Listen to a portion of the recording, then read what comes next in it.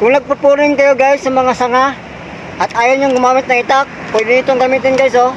Adjustable to guys. Oh, pwede nyo siyang pabain. Andyan lang sa aking yellow basket. Check out na. Tingnan nyo oh.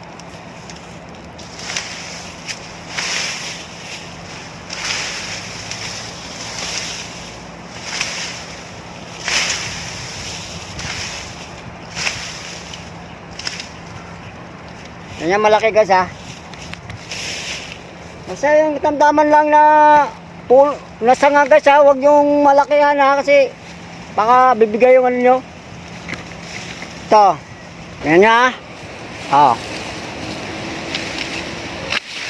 Diba? Mabilis guys.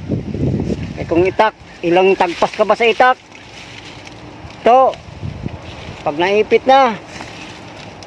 Oh. Diba?